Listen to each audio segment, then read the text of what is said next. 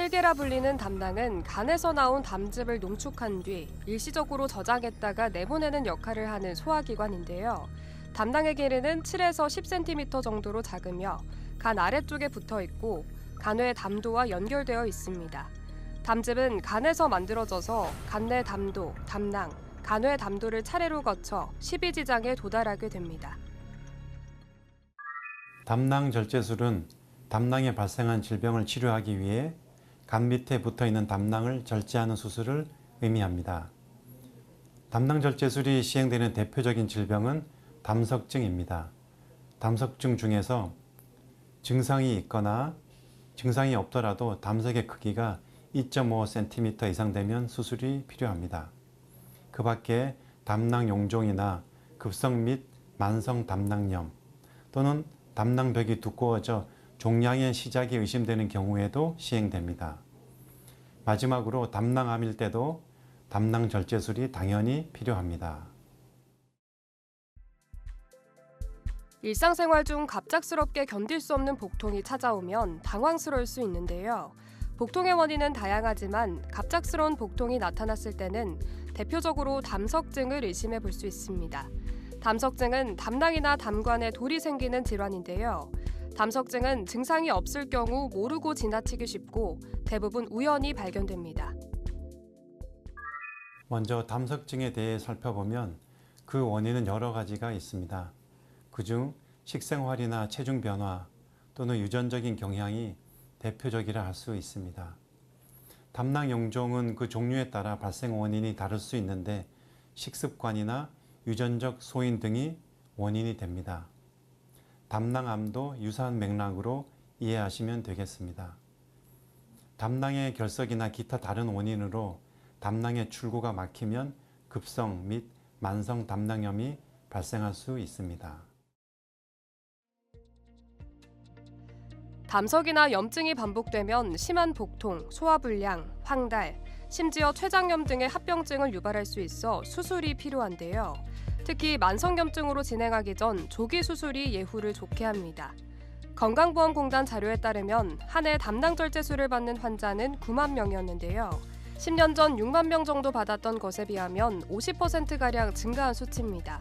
담낭은 복부 안 깊은 곳에 있어 간 밑에 주변 혈관과 복잡하게 얽혀 있기에 간 손상을 최소화하면서 담낭 주변을 절개해야 하는데요. 즉 수술 시 상당한 정밀성이 요구됩니다. 담낭 절제술은 기본적으로 복강경 수술로 시행되는데 우리나라에서 복강경 수술이 시작된 것은 30년이 넘었습니다. 요즘에는 로봇을 이용한 복강경 수술도 많이 시행되고 있습니다. 담낭의 염증이 아주 심하거나 담낭암인 경우에는 개복 수술이 필요한 때도 있습니다. 복강경 수술과 로봇 수술 모두 전신 마취가 필요합니다. 담낭이 위치한 부위는 복부 깊숙한 곳에 있어 마취 없이 수술을 진행하면 통증과 움직임 때문에 안전한 수술이 어려운데요. 또한 복부에 이산화탄소를 주입해 시야를 확보하는데 이는 호흡과 순환에 영향을 주기 때문에 마취 관리가 필수입니다. 복강경 수술은 개복 수술에 비해 수술 창상이 현저히 작기 때문에 수술 후 통증과 미용 면에서 획기적인 장점이 있습니다. 이로 인해서 다른 수술 후 합병증이 발생할 가능성도 떨어지고 퇴원과 일상생활로의 복귀도 빨라지게 됩니다. 복강경 수술은 건강보험이 적용되기 때문에 비용도 많이 들지 않습니다. 다만 복강경 수술은 수술 중에 복강 내에 이산화탄소를 주입하여 수술하기 때문에 심폐 기능에 일시적인 장애를 초래할 수도 있어서 중대한 폐질환이나 심장질환이 있는 경우에는 복강경 수술을 받을 수 없습니다. 또한 염증이나 담낭암이 심한 경우에도 복강경 수술을 시행하는 데 어려움이 있습니다. 담낭을 절제한 후 장기적으로 건강에 어떤 변화가 생길 수 있는지 궁금한데요. 사실 담낭이 제거되었다 해도 간에서 생성된 담즙이 장으로 바로 배출되므로 대부분의 사람은 큰 불편 없이 생활합니다. 그러나 일부 환자는 지방 소화가 일시적으로 어려워 설사나 복부 불편감을 경험할 수 있는데요. 시간이 지나면 소화 기능이 적응하며 특별한 식이 제한이 필요 없는 경우가 많습니다. 드물게는 담즙 역류성 위염이나 만성 설사가 지속될 수 있어 관리가 필요한데요. 규칙적인 식습관과 적절한 지방 섭취 조절이 장기적인 소화기 건강에 도움이 됩니다. 기존의 복강경 수술과 비교하여 로봇 수술은 보다 정교한 수술이 가능합니다. 또한 수술 상처가 아래쪽 배에 위치하기 때문에 미용적인 면에서 장점이 있고 수술 후 통증이 다소 줄어든다는 장점도 있습니다. 그러나 로봇 수술은 고가의 장비를 사용하기 때문에 개인이 다 부담하기에는 비용적인 면에서 단점이 있습니다. 복강경과 로봇 수술 모두 절개 부위가 작아 전통적인 개복 수술에 비해 통증이 훨씬 적습니다. 다만 일부 연구에서 로봇 수술이 기구 조작의 정밀성 덕분에 조직 손상이 적어 통증이 더 완화된다는 보고가 있는데요. 통증의 정도는 절개 부위 수, 수술 시간, 개인의 통증 민감도에 따라 차이가 있습니다. 수술 후에는 필요에 따라 진통제를 사용하고 조기 보행과 호흡 운동을 통해 회복을 돕는데요. 결과적으로 두 방법 모두 일상생활로의 복귀가 빠른 편입니다.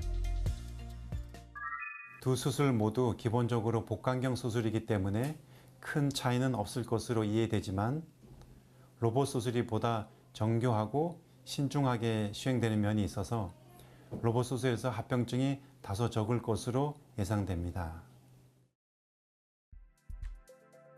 로봇 수술은 고가의 장비와 소모품을 사용하며 이를 유지하고 관리하는 비용이 상당합니다.